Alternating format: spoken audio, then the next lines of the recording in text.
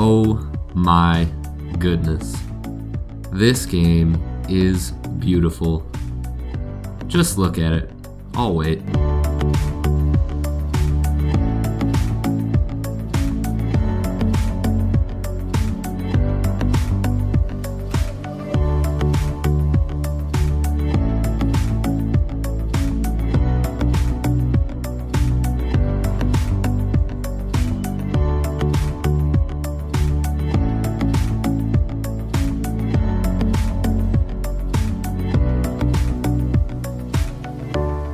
We need to talk about this.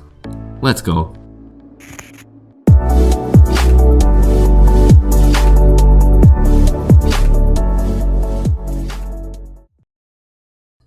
Genshin Impact is a new open-world action RPG by Shanghai developer MiHoYo, most notable for their mobile game Honkai Impact 3rd. Now, already that's ringing some alarm bells for a lot of you, and I'm right there with you. I've tried so many mobile games, and I just can't get behind any of them for a litany of reasons.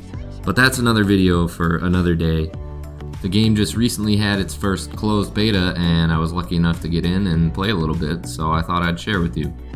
This game is being developed for cross-platform play, and I think it's pretty obvious that it was developed as a PC game first and a mobile game second.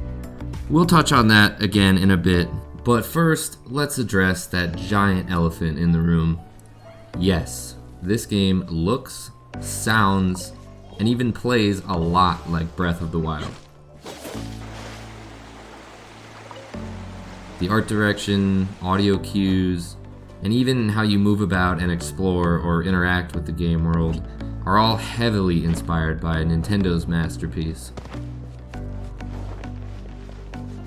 But most of the blatant similarities are only at surface level. This game is certainly not just a Breath of the Wild clone. The combat and progression loop is uniquely its own, I think, and there's a lot to like here on its own merits. The most important defining feature of this game is the combat. It feels really good and impactful, but not overly complex either. Combo your base attacks and chain them with a special ability or two, along with an ultimate attack when you've built up enough juice. Simple, but really solid.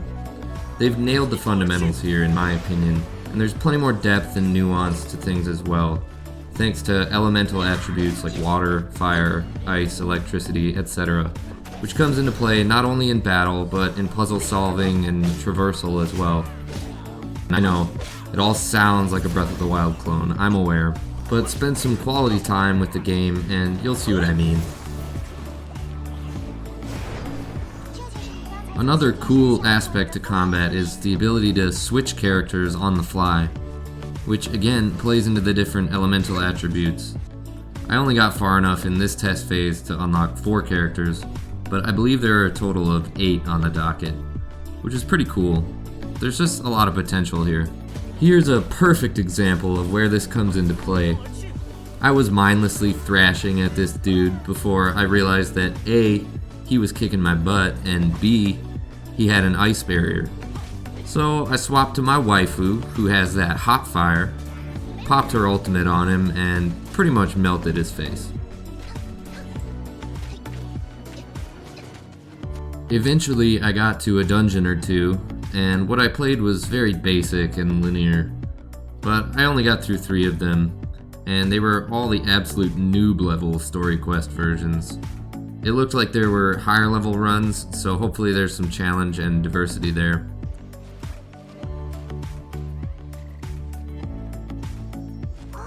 The game does a pretty good job of storytelling as well. Maybe not in terms of underlying call to action, it's pretty typical anime RPG stuff there, but more so in the way it's supported and realized by characters full of charm, amazing animations and cutscenes, and overall a game world that just really feels alive.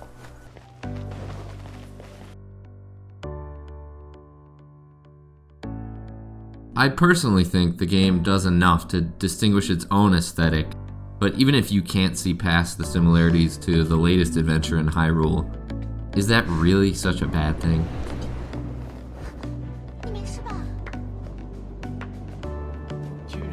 I mean, seriously, just look at this game. The presentation and the combat together are just so deserving of recognition.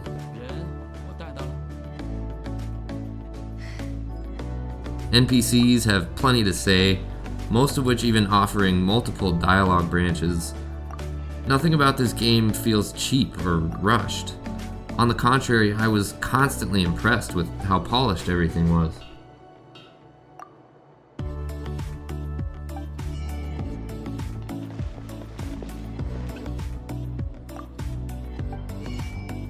Now, all of this positivity isn't to say that I don't have a few concerns.